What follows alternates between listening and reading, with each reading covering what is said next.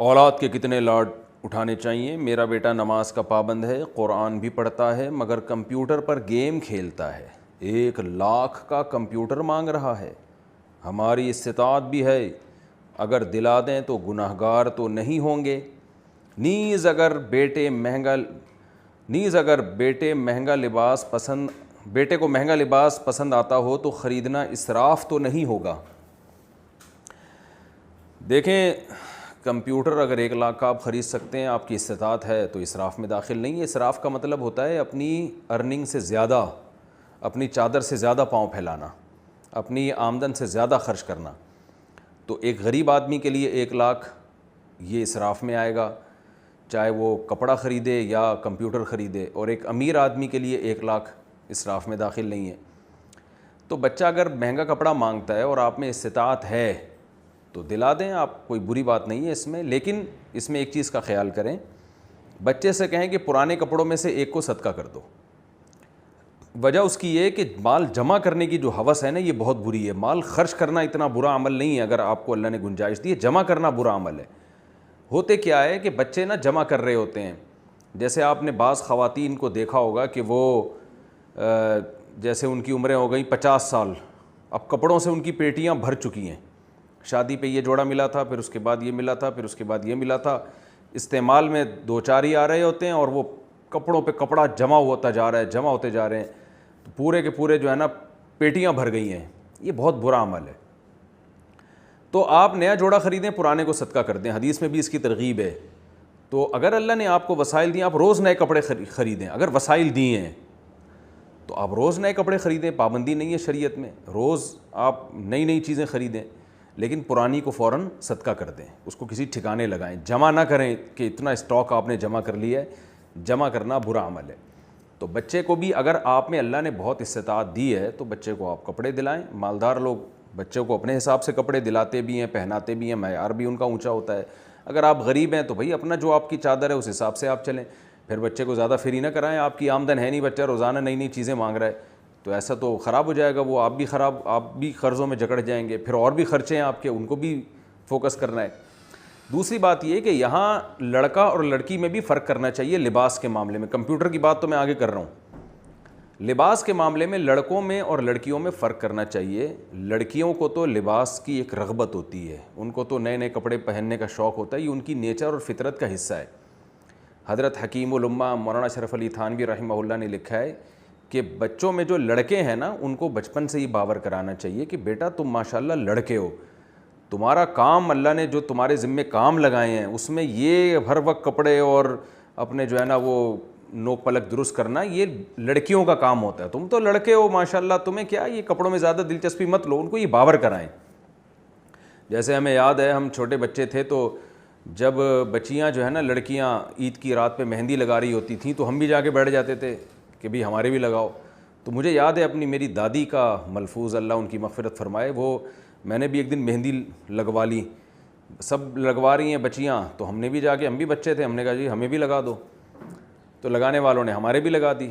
تو ہماری دادی نے دیکھا تو ان کو بہت غصہ آیا، انہوں نے مجھے کہا کہ دیکھو بیٹا، جو لڑکا مہندی لگاتا ہے ہاتھ میں یا پاؤں میں وہ تلوار نہیں اٹھا سکتا۔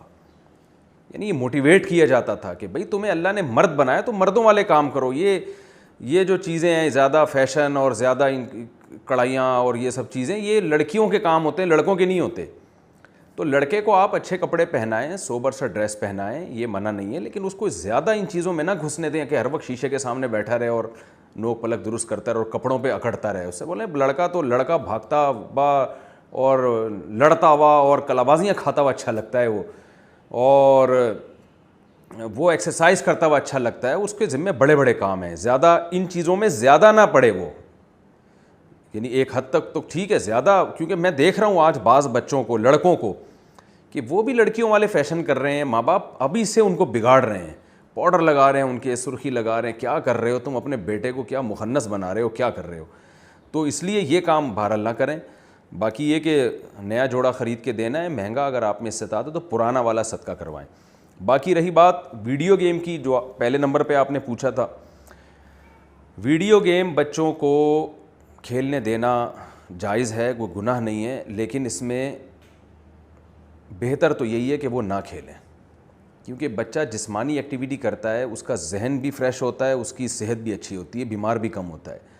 بچوں کے ہاتھ میں جب آپ ویڈیو گیم پکڑا دیں گے، ان کی گردن کے مسائل، وہ گردن یوں جھکا کے دیکھتے رہتے ہیں موبائل، کمر کے مسائل کھڑے ہو سکتے ہیں ان کے لیے، پھر وہ فزیکل ایکٹیویٹی اس کی نہ ہونے کے برابر ہو جاتی ہے، دماغ پہ الگ اثرات پڑتے ہیں، پھر وہ جو کارٹون یا ویڈیو گیم میں جو اس کو میسج مل رہا ہے اس سے اس کی جو روحانی تربیت ہے اس پہ بھی فرق آتا ہے۔ تو اس لیے ویڈیو گیم سے بچوں کو دور رکھیں۔ پھر بھی بعض دفعہ یہ خطرہ ہوتا ہے کہ آپ نے بہت زیادہ بچے پہ ویڈیو گیم کے بارے میں سختی کی تو وہ باغی بھی بن سکتا ہے، تو تھوڑا ماحول کا، انوائرمنٹ کا بھی رعایت کرنا اس زمانے میں ضروری ہے، کیونکہ بچے پھر بغاوت پہ آ جاتے ہیں، وہ دیکھتے ہیں سب لوگ کر رہے ہیں، ہمیں ماں باپ منع کر رہے ہیں، اور حرام بھی نہیں ہے ویڈیو گیم یا یہ جو اس طرح کی کمپیوٹر پہ چیزیں جو بشرطے کہ کوئی ناجائز عنصر نہ اس میں، تو حرام بھی نہیں ہے۔ تو پھر آپ بچے کو اگر کمپیوٹر لے کے دے رہے ہیں ویڈیو گیم، تو اس کا ٹائم کا پابند کریں کہ اتنی دیر آپ کو کھیلنے کی اجازت ہے۔ دوسری بات، بچے کو اس کا پابند بنانا ہے، آپ نے یہ بہت سختی کرنی ہے کہ بند کمرے میں بچہ کمپیوٹر کے سامنے کبھی بھی نہیں بیٹھے گا، یہ تو سوال ہی پیدا نہیں ہوتا، یہ تو بچے کو بگاڑنے کا آپ پورا انتظام کر رہے ہیں۔ کتنا ہی نیک بچہ ہو، بند کمرے میں کمپیوٹر پہ کبھی بھی نہیں بیٹھے گا، جہاں بھی بیٹھے گا وہ سب کے سامنے اوپن کمپیوٹر کو وہ یوز کرے گا۔ تو میرا خیال ہے اگر اتنی پابندی آپ کر لیتے ہیں کہ بھائی بند کمرے میں نہیں بیٹھنا آپ نے اور سب کے سامنے یوز ہوگا، پھر بے شک ویڈیو گیم کھیل لے تھوڑی دیر، لیکن اس کو ٹائم کو پابند کریں کہ آپ نے اتنی دیر آپ کو کمپیوٹر پہ بیٹھنے کی اجازت ہے، کیونکہ اگر آپ یہ بھی پابندی لگائیں تو اس میں خطرہ ہوتا ہے، بچے پھر باغی ہو جاتے ہیں۔ اور ویسے بھی کمپیوٹر پہ جب بیٹھے گا تو اسے کچھ مفید چیزیں بھی بتائیں کہ بھئی یہ یوٹیوب پہ، فیس بک پہ یہ اچھے کام ہیں، یہ غلط کام ہے، تو تھوڑا سا اس میں اویئرنیس پیدا ہوگی، تو وہ آہستہ آہستہ اس کو پازیٹیو یوز اس کا زیادہ ہوگا۔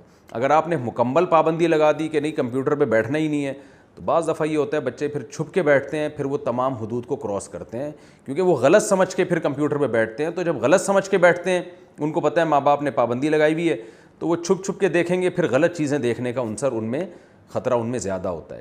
اور اس بات کا بھی خطرہ ہوتا ہے کہ جب اچانک یہ پابندیاں ان سے اٹھیں گی تو وہ غلط چیز میں مبتلا ہو جائیں گے۔